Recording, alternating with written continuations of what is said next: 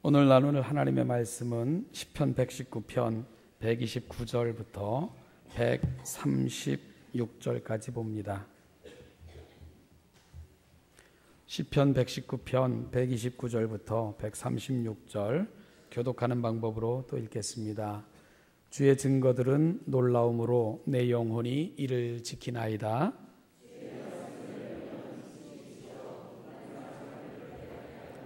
내가 주의 계명들을 사모함으로 내가 입을 열고 헐떡였나이다.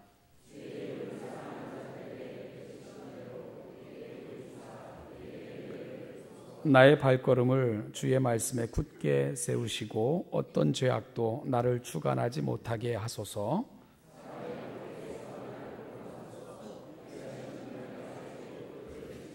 주의 얼굴을 주의 종에게 비추시고 주의 율례로 나를 가르치소서. 그들이 주의 법을 지키지 아니하므로 내 눈물이 시냇물같이 흐르나이다. 아멘. 교회 소식에서도 멘트로 흘러나왔고요. 기도 중에서도 여러분들과 함께 나누었던 것처럼 오늘은 종교개혁 기념주일이고요. 또 이 한 주간을 종교개혁 기념 주간으로 그렇게 지키게 됩니다.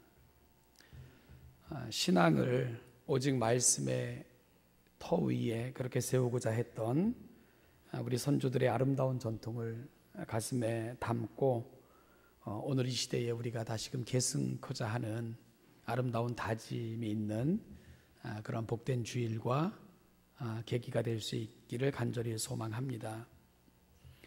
종교개혁자들은 개혁된 교회는 항상 개혁되어야 된다, 이런 유명한 말을 남겼는데요. 이 말은 개혁주의 전통 위에 서 있는 교회는 늘 시대 속에서 개혁을 멈추지 말아야 된다, 그런 의미입니다. 여러분, 그러면 개혁이란 뭘까요? 개혁이라는 것은 무언가를 무조건 뜯어 고치거나 바꾸는 것을 말하지 않습니다. 개혁이라는 것은 본질로 돌아가는 것, 그걸 개혁이라고 이야기를 하는 것입니다. 그래서 종교개혁자들은 종교개혁의 원리를 솔라 스크립투라, 오직 성경으로 그렇게 규정을 하고 성경만이 개혁의 정신이고 원리이며 근원이다, 이렇게 주장을 했습니다. 오늘 주부에도 실은 글에 나타나는 것처럼 어거스틴이라는 사람은 만약에 우리가 하나님의 뜻을 따르지 않고 자신의 의지대로 살아간다면 곧 마귀와 다를 바 없다, 그렇게 이야기를 했습니다. 말씀은 그리스도인들 삶의 유일한 기준이며 규범이며 원리라는 강력한 선언입니다. 따라서 하나님의 말씀과 상관없는 삶, 하나님의 말씀에 관심을 기울이지 않는 삶, 하나님의 말씀에 무지하게 살면서도 우리가 그리스도인이라 이야기를 하는 것은 안 될 법한 말이지요. 바로 종교개혁 기념주간을 통해서 솔라 스크립투라, 하나님의 말씀의 터 위에 우리의 삶을 세우고 말씀으로 돌아가서 원리를 붙들고 그 말씀이 만들어가는 복된 생애가 되기를 다시 한번 다짐해 볼 수 있는 그런 귀한 아침이 되기를 간절히 소망합니다. 이런 면에서 저는 종교개혁 기념주간을 기념하여 2주에 걸쳐서 좀 특별한 작업을 여러분과 같이 해보려고 합니다. 그것은 성경 해석사를 통해 나타난 이 근본적인 방향과 원리를 좀 살펴보고, 이를 통해 현대교회는 아니요, 거창할 것 없고 우리 사랑하는 신원예담교회는 어디로 가야 하는지를 함께 좀 고민해보는 그런 시간을 갖고자 합니다. 교회는 역사 속에서 성경을 어떻게 해석해 왔는가, 이걸 다루는 학문적인 분야를 성경 해석사라고 이야기를 하는데요. 이 성경 해석사를 공부하면서 저는 그 성경 해석사에는 2개의 큰 기둥이 존재했다는 것을 확인할 수 있었습니다. 한 기둥은 이 땅에 친히 오신 예수님과 그 예수님으로 말미암아 사도로 임명받아 혹은 제자들의 무리가 되어 성경을 기록했던 그런 시대가 한 기둥을 형성하고 있었고요. 그리고 또 한 기둥은 바로 종교개혁 시대입니다. 제가 이 두 시대를 성경 해석의 큰 두 개의 기둥과 같다 이렇게 정의하는 이유는 이 두 시대는 왜곡되고 삐뚤어지고 편견에 사로잡혔던, 그렇게 자행됐던 성경 해석을 바른 방향, 올바른 방향으로 돌려놨던 시대가 바로 이 두 시대였기 때문에 저는 성경 해석사의 큰 두 개의 기둥과 같은 시대라 이렇게 일컫게 된 것입니다. 예수님이 오시기 전, 예수님이 오셨을 당시 유대인들은 크게 세 가지를 성경 위에 올려놓고 성경을 해석하는 잣대로 삼고 있었던 것을 확인할 수 있습니다. 하나는 전통이라는 잣대였는데요, 주로 랍비계 유대인들로 말미암아 되어졌던 성경 해석의 경향을 랍비계 유대인들의 성경 해석 이렇게 일컫습니다. 특히 남쪽 유다마자 이 바벨론이라는 나라에 의해서 멸망하게 되지 않습니까? 그게 기원전 586년에 이루어졌던 일인데요. 그러다 보니까 그 이후에 태어난 세대들은 시브리어도 알지 못했고요. 그리고 시브리어를 알지 못한다는 것은 시브리어로 기록된 성경을 읽을 수 없는 그런 세대가 됐다, 이와 같은 것들을 의미하게 됐죠. 따라서 그 시대는 그러니까 북쪽 이스라엘, 남쪽 유다가 멸망하고 난 이후에 그 세대들은 성경을 읽고 쓸 수 있는 사람들이 희박해진 그런 시대와도 맞물려 돌아가는 것을 보게 됩니다. 따라서 개인이 성경을 소유한다거나 읽고 연구한다는 것은 거의 불가능에 가까웠던 그런 시대가 이제 시작이 되고 도래하게 된 것입니다. 이러다 보니까요, 성경을, 여기서 성경이라고 하면 구약 성경을 말하는데요, 읽고 쓸 수 없게 됐고 연구할 수 있는 것은 어떤 특정한 훈련된 사람들의 전유물처럼 그렇게 취급되어졌던 것이 그 시대적 상황이 되어버렸죠. 여러분, 그러면 어떻게 할까요? 그럼에도 불구하고 하나님의 뜻이 무엇인지, 하나님은 무엇을 요청하시는지, 무엇이 하나님의 요구인지 알려면 그 시대는 어떻게 해야 됐을까요? 쉬운 방법을 택한 것입니다. 랍비들에게 달려간 거예요. 그러면 그 시대에 정신적이고 학문적인 지도자들이었던 랍비들은 자신들이 했던 성경 해석을 그들에게 들려주고 알려주고 가르친 것이지요. 이렇게 해서 탄생한 것이 바로 전통입니다. 그래서 랍비들의 전통, 그들은요, 성경을 자신들의 전유물처럼 여기면서 자신들의 해석을 백성들에게 가르치기 시작했고, 그것이 성경적으로 맞는지 안 맞는지도 그들은 판단할 겨를도 없이 랍비들이 가르쳐주는 그 전통 위에 그 시대의 신앙을 세우는 그런 모습으로 진행될 수밖에 없었던 것입니다. 이것을 후대는 유대인들의 전통, 랍비들의 전통이라고 부르게 된 것이지요. 예수님이 이 땅에 오셨을 당시 성경 해석의 또 한 가지 경향은 헬라파 유대인들의 경향이었던 것을 보게 되는데요, 헬라파 유대인들이라 함은 적당히 타협하며 시대적 정신을 흡수하여 성경을 해석했던 경향을 이야기하는데, 그들의 토대는 철학적 사유였습니다. 이 유대 나라를 멸망시키고 그 위세가 대단했던 바벨론도 메대와 바사에 의해서 멸망하게 되지요. 그리고 메대와 바사도 가장 큰 영토를 이렇게 정복하여 복속시켰던 왕인, 그래서 더 그레이트, 위대한이라고 이름이 붙여진 왕 알렉산더에 의해서 역시 멸망하게 됩니다. 알렉산더 대왕은 자신이 전쟁을 일으킨 이유를 이 미개한 세계를 일깨워야 되는데, 이 미개한 세계를 일깨울 수 있는 유일한 도구가 자신들의 발달된 문화라고 생각을 했습니다. 그래서 알렉산더는 전쟁을 일으킨 그 전쟁의 변을 이 미개한 사회를 일깨우기 위해서, 그리고 우리나라 문화의 우수성을 알려주기 위해서 내가 전쟁을 벌이는 거다, 이것이 알렉산더가 세계를 정복할 때 들었던 키치였고 전쟁의 변이었습니다. 그는 정말로 많은 나라들을 정복을 했죠. 그리고 가는 곳마다 그리스도 문화의 우수성을 선전하기 시작을 했습니다. 그는 그리스도 문화의 전파자, 전도자라 이렇게 스스로를 칭할 정도로 이 알렉산더 대왕은 그리스도 문화의 우수성에 대한 큰 자부심을 갖고 있었던 그런 왕이었습니다. 그리고 이 알렉산더 대왕의 스승이 누구냐면 그 유명한 아리스토텔레스, 그 철학자가 바로 그의 스승이기도 했습니다.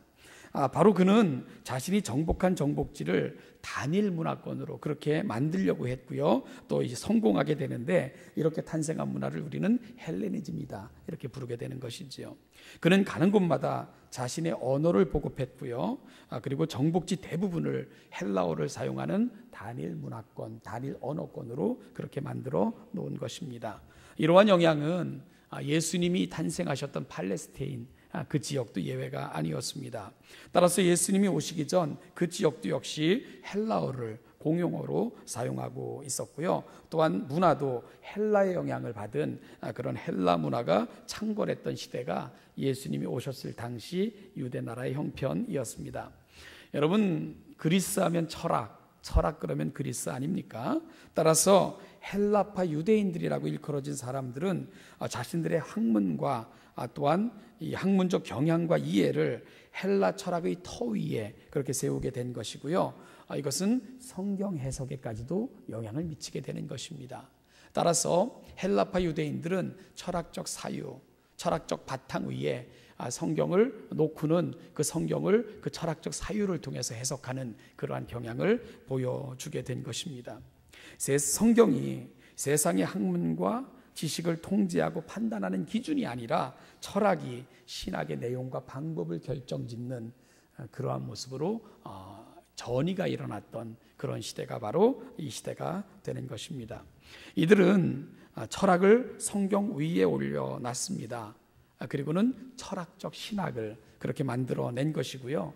사실 이 영향은 그 이후에도 지속적으로 교회가 성경을 해석하는 아주 중요한 그런가 하면 심각한 영향을 미치는 그런 영향력으로 남게 되는 것입니다. 이것이 예수님이 오시기 전 두 번째 성경 해석의 경향이었고요.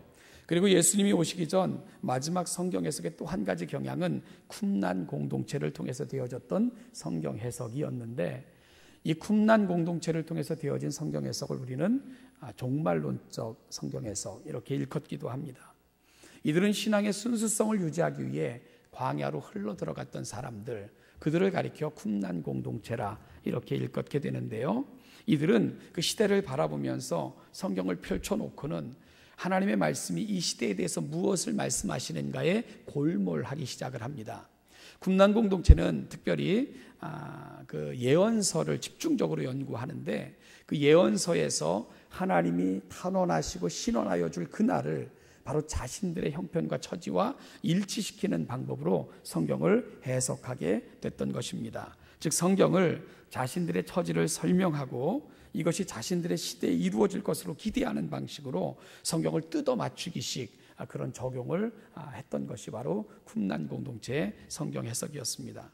매우 상황적이고 그리고 자기중심적 그런 성경 해석을 했던 것이 쿰난 공동체였던 것입니다. 바로 이러한 성경 해석이 유행하고 있던 시대, 그러니까 전통과 그리고 철학적 사유와 종말론적 기대가 충만하여 각각 나름대로 자기들에게 편리한 대로 자기들의 방법대로 성경을 해석하여 들려주고 있던 그 시대, 바로 예수님은 그 시대에 이 땅에 오신 것입니다. 여러분, 성경이 모든 것을 통제하고 모든 것을 결정짓는 기준이어야 되는데 성경 위에 전통이 놓여 있었고요, 성경 위에 철학이 놓여 있었고 성경 위에 그들의 상황이 놓여 있었던 시대, 그 속에서 씨름했던 성경, 바로 이 시대에 예수님은 이 땅에 오셨던 것입니다.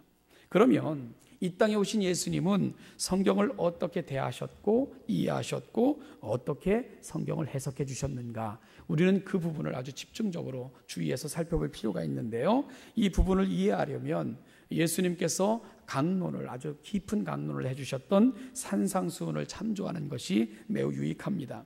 예수님은 자신이 이 땅에 오셔서 행하시고 가르치시고 보여주셨던 모든 것들은 율법이나 선지자를 폐하러 오신 것이 아니고, 여기서 율법이여 선지자는 구약 성경을 말합니다. 완전하게 하려 하심이라. 그러니까 완전하게 하기 위해서 이 땅에 오셨다고 예수님이 이 땅에 오신 이유를 설명하셨습니다. 즉 잘못된 것을 바로잡고 하나님께서 드러내시기를 원하셨던 그 바른 의미, 뜻을 보여주시고자 예수님은 이 땅에 오셨다는 것, 그분의 가르침과 설파의 목적이 거기에 있다는 것을 예수님은 말씀해 주고 계신 것입니다. 그러면서 예수님은 산상수훈에서 특별히 어떤 사실을 설명할 때 이런 방식으로 접근을 하셨습니다. 옛 사람에게 말한 바 혹은 너희가 들었거니와, 그러면서 그 당시 하나님의 말씀을 대하며 가르쳤던 태도를 이와 같이 규정해 놓으시고는 나는 이렇게 이르노라. 그러면서 그 위에 예수님이 갖고 계셨던 성경 해석의 방법들을 그렇게 보여주시는 방식으로 예수님의 말씀을 풀어가셨죠. 그러니까 예수님 당시까지 잘못 해석되고 오해되어지고 왜곡되어졌던 것을 바로잡으시는 방식으로 구약 성경을 해석하고 계신 예수님을 산상수훈을 통해서 우리는 자세하게 만나게 되는 것입니다. 요즘은 그 중에 하나를 예를 들면 우리도 많이 인용하고요. 그리고 또한 영화나 연설이나 특히 전쟁 중에 이 말이 굉장히 많이 사용되고 있는데, 눈에는 눈, 이에는 이 말이 있죠. 이 말을 여러분 어떻게 생각하세요? 어떻게 해석하시면 눈에는 눈, 이에는 이. 그러니까 내가 받은 대로 보복하겠다, 그런 뜻으로 내가 대로 받았으면 말로 갚아주겠다, 이런 측면에서 인용되어지기도 하는 성경인데요. 예수님은 이 말씀을 해석하시면서 너희가 눈은 눈으로 이는 이로 갚으라 하였다는 것을 너희가 들었으나, 그러니까 지금까지 그렇게 들었다는 거예요. 그러면서 예수님께서는 나는 너희에게 이르노니, 그러면서 예수님은 바른 성경을 그들에게 바른 해석을 그들에게 이렇게 하고 계신 것을 우리가 보게 되는데, 그 이후에 예수님께서 이 부분을 풀어주시는 것이 굉장히 혁명적입니다. 마태복음 5장 39절 이하에 보면 나는 너희에게 이르노니 악한 자를 대적하지 말라. 누구든지 내 오른쪽 뺨을 치거든 왼쪽 뺨을 돌려대며 또 너를 고발하여 속옷을 가지고자 하는 자에게 겉옷까지도 가지게 하며 또 누구든지 너로 억지로 오리를 가게 하거든 그 사람과 심리를 동행하고 내게 구하는 자에게 주며 내게 꾸고자 하는 자에게 거절하지 말라. 그러니까 눈은 눈으로 이는 이로 갚아라 하고 가르쳤던 그런 그 당시에 들었던 그 성경 해석을 예수님은요 전혀 엉뚱한 방향으로 사실은 설명해 주시는 것 같은 그런 모습을 보여주고 있는 거죠. 앞뒤가 맞지 않는 것처럼 그렇게 보입니다. 앞에서는 보복과 가품에 이렇게 초점이 맞추어져 있다면 예수님은 오히려 베품과 관용과 나눔의 삶을 요청하는 그런 부분을 강하게 이렇게 말씀하고 계신 것을 우리가 보게 되는 거죠. 그러면서 전제로 너희가 들었다 그러나 하는 방식으로 이 부분을 재해석하고 계시는 예수님을 만나게 되는 것입니다. 그런데요, 예수님의 재해석은 사실은 재해석이 아닙니다. 해석을 바른 방향으로 돌리고 계신 거죠. 율법의 본질을 회복하고 계신 예수님을 만나고 있는 것입니다. 사실요, 눈에는 눈, 이에는 이라는 법이 이 본래의 뜻이 받은 대로 갚아줘라, 그런 뜻, 보복과 가품에 본래적 의미가 있지 않다는 것을 예수님은 분명히 아시고 그 시대 속에 도전하고 계신 것입니다. 여러분, 사실이요, 눈에는 눈, 이에는 이. 그런데 사람이 그런가요? 여러분, 누군가에게 이 작은 손해를 이렇게 경험하신다면 그 정도로 갚아주는 게 여러분들 만족하세요? 그렇지 않죠.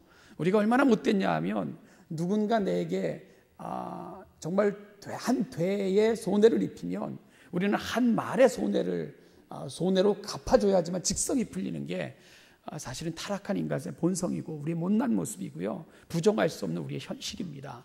따라서 눈에는 눈, 이에는 이라는 법이 가지고 있는 근본적인 취지는 지나친 보복, 사람이 악함으로 말미암아 되어질 이 엄청난 결과를 미리 방지하는 그런 법이 이 율법의 본질인 것을 우리는 알아야 되는 겁니다.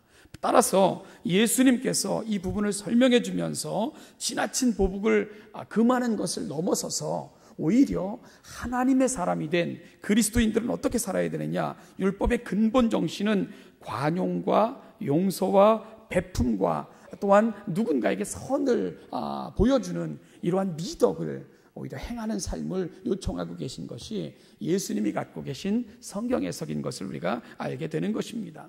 여러분, 왜 예수님이 이렇게 성경을 해석하시죠? 그것이 율법의 본질이기 때문에 그런 것입니다. 그것이 핵심이기 때문에 그런 것입니다. 그것이 바로 하나님 나라의 백성된, 그 백성된 마땅한 삶의 모습이 그렇게 나타나야 되기에 예수님은 그 바른 것을 회복하시는 방식으로 성경을 해석해 주고 계신 것이지요. 예수님은 당시 성경을 대하는 모습에 대해 바른 해석을 이렇게 제시하고 계신 것입니다. 예수님은 바른 성경 해석을 통해 하나님의 진정한 뜻을 보여주심으로 하나님의 말씀이 어떤 특정한 집단, 자신들의 이익을 대변하기 위해 아니면 자신들의 지식적 사유의 수단으로 혹은 자신들의 상황과 형편을 그렇게 뒷받침해주는 증거 본문으로 사용했던 그 시대를 향해서 하나님의 말씀을 대하는 성도들은 그 하나님의 마음, 하나님의 뜻, 우리를 향해 펼쳐가고 계신 그 하나님의 마음을 붙잡는 방법으로 성경 앞에 서야 된다는 것을 분명히 보여주고 계신 것입니다. 우리들의 상황을 정당화하는 방법으로 성경을 인용하는 것이 아니라 하나님 앞에 더 가까이 그분의 말씀과 의도 앞으로 더 가까이 나가기를 간절히 열망하시는 방법으로 예수님은 오늘 이 시대에 저와 여러분들에게도 이 말씀을 풀어주고 계신 것입니다. 그리고 하나님의 말씀 앞에 나아가는 우리의 모습 역시 이뤄해야 될 것입니다. 이러한 예수님의 성경 해석의 원칙은 그분으로 인하여 선택되어진 사도들과 특별히 성경을 기록하기 위해 선택되어진 제자들을 통해 계승되어지게 됩니다. 신약을 기록한 성경 저자들은 구약을 예수님의 빛 아래서 해석을 했습니다. 새로운 시대는 예수님을 통해 되어진 하나님의 약속의 성취로 그렇게 이해를 했고요. 그리고 그 안에서 부름받은 성도들은 새로운 이스라엘로 부름받았다는 것을 분명히 확인했고요. 모든 인류가 이 거룩한 성취 속에 참여하기를 원하시는 것이 하나님의 뜻이며 이렇게 그 은혜 속에 참여하는 인류는 새로운 인류, 제3의 인류로 부름받았다는 것을 분명히 확인시켜 줬습니다. 그리스도 안에서 성령으로 거듭난 사람들은 새로운 인류입니다. 새로운 시대, 하나님의 새로운 약속의 자녀들로 그렇게 부름받은, 따라서 교회는 새로운 인류로 부름받았다는 것을 신약의 저자들은 확인해 줬습니다. 그리고 또 한 가지, 이렇게 새로운 인류, 새로운 구속받은 이스라엘로 부름받은 사람들은 하나님의 나라의 거룩한 백성들이 되었으니 그 나라의 윤리, 그 나라의 삶을 우리의 모든 몸으로 보여줘야 될 것을 또한 신약의 저자들은 요청하고 있는 것을 보게 됩니다. 신약의 저자들은 예수님을 통해 구약을 바라봤고요, 약속과 성취의 관점에서 구약을 해석했으며 다시 예수님을 바라보면서 도래할 새 시대를 예견하고 있는 것입니다. 그러면서 새로운 시대를 예견하며 바라고 소망하는 자는 그 새로운 나라, 하나님의 나라의 백성답게 살 것을 끊임없이 요청하는 방식으로 신약 성경을 써내려가고 있는 것을 우리가 확인할 수 있게 되는 것입니다. 결국 예수님과 그분의 계승자인 신약의 저자들은 당시 왜곡되고 변질되어졌던 성경 해석을 바른 방향으로 돌려놓는 그런 역할을 하고 있는 것입니다. 여러분, 말씀드린 것처럼 당시까지 예수님이 오셨을 때까지는 때론 전통 아래서, 때론 철학적 사유 아래서, 그리고 때론 상황 하에서 변질되고 왜곡되고 또한 신음하고 있었던 것, 그것이 성경을 대하며 바라봤던 그러한 모습이었습니다. 성경 위에 전통을 올려놓고 성경을 압사시켰고요. 성경 위에 철학을 얹어놓고 성경을 왜곡시켰고, 성경 위에 자신들의 상황을 올려놓고는 자신들의 수단화시켰던 것, 그것이 바로 예수님이 오셨을 당시 성경을 바라보며 해석했던 그들의 모습이었습니다. 그런데 예수님께서는 그 모든 것 위에, 그리고 예수님으로 말미암아 부름받은 신약의 저자들은 바로 그 모든 것 위에 성경을 올려놓음으로 성경을 통해서 조명되어지고 성경을 통해서 바라봐지고 성경을 통해서 해석되어지도록 그 바른 방향의 그 역전을 일으켰던 사람들이 바로 우리 주님이시고 그로 말미암아 부름받은 신약 성경의 저자들인 것을 보게 되는 것입니다. 저는 아주 오랜 시간 동안 시편 119편을 여러분과 강해하고 있습니다. 시편 119편을 읽으면 바로 이런 개혁자들의 정신, 그들이 품고 있었던 생각을 끊임없이 듣고 있는 것 같은 감동을 느낄 수 있었습니다. 오늘 본문에서도 시인은 129절에서 주의 증거들이 놀라움으로 내 영혼이 이를 지킨다고 고백하고 있죠. 130절에서도 주의 말씀을 열면 그 빛이 비추어 우둔한 사람을 깨닫게 해준다고 고백하고 있습니다. 131절에서도 내가 주의 계명들을 사모함으로 내가 입을 열어 헐떡였다는 그 정말 간절한 고백을 들려주고 있습니다. 여러분, 입을 열어 헐떡였다, 마치 굶주린 짐승이 입을 크게 열고 거친 숨을 몰아쉬면서 먹이를 기다리는 모습, 이것이 나의 모습입니다. 하나님 앞에서 나의 모습이 이래요. 자기 고백을 이렇게 들려주고 있는 것입니다. 그럼 어떻게 되는 줄 아십니까? 보이기 시작하는 겁니다. 하나님이 보이기 시작하고 그분의 뜻이 보이기 시작하고 그분이 펼쳐가셨던 역사들이 보이기 시작하는 것입니다. 그래서 132절에서 주의 이름을 사랑하는 자들에게 베푸시던 대로 내게 돌이키사 내게 은혜를 베푸소서.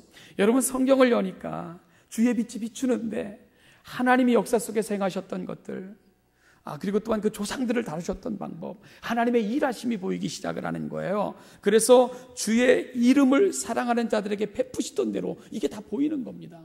하나님이 어떤 은혜를 베푸셨는가, 그리고 그 은혜를 알고 보이기 시작하니까 마음에 간절함이 생겨서 하나님, 내가 다른 것 아니고요, 내게도 이 은혜를 주세요. 하나님, 내게도 찾아오셔서 그 얼굴빛을 비추심으로 내게도 이 은혜를 허락해 주세요 하는 간절한 기도로 바뀌고 있는 시인을 우리가 만나게 되는 것입니다. 주의 이름을 사모하는 자들에게 베푸시던 그 하나님의 역사와 은혜와 일하심의 원리들이 성경을 여니까 보이기 시작했던 것입니다.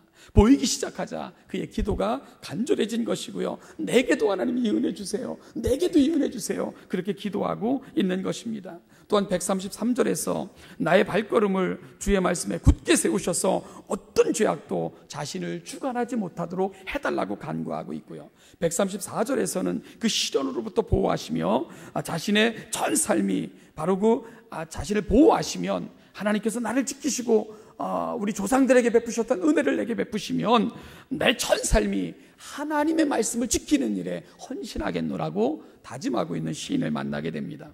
135절에서는 주의 얼굴을 자신에게 비추어 달라고 간구합니다. 그런데 여러분, 하나님의 얼굴빛을 구하는 이유가 있어요. 왜 하나님 그 빛을 내 얼굴에 비춰주세요 이렇게 기도하고 있는 줄 압니까? 주의 율례로 나를 가르쳐 주시기를 원하기 때문에 그런 거예요. 결국 시인이 하나님의 얼굴빛을 구하는 것은 그 말씀의 지혜를 구하고 있는 것과 같은 의미라는 것을 알게 되는 거죠. 시인은 간절히 하나님의 말씀을 구하고 있습니다. 마치 굶주린 짐승이 입을 크게 열고 먹이를 구하며 헐떡이는 것처럼 내 심령이 그래요. 하나님, 그 말씀이 보이니까, 그 말씀을 알고 나니까, 그 말씀을 깨닫고 나니까, 그 말씀 속에서 일하시는 하나님을 만나고 나니까 내게 가장 귀한 것, 내게 가장 소중한 것, 오늘 내게 가장 시급한 것이 뭔가를 시인은 분명히 안 것입니다. 말씀을 알기를, 그 말씀이 내 삶 속에 다가오기를, 그리고 그 말씀을 붙들고 살아가는 그런 인생이 되기를 시인은 지금 간절히 소망하며 그 마음을 저와 여러분들에게 전하고 있는 거죠. 그러고 나니까 여러분, 시인의 눈에 가장 불쌍한 사람들이 보이기 시작을 하는 거예요. 누가 가장 불쌍한가? 136절 우리 한번 같이 읽어보겠습니다. 136절입니다. 시작. 그들이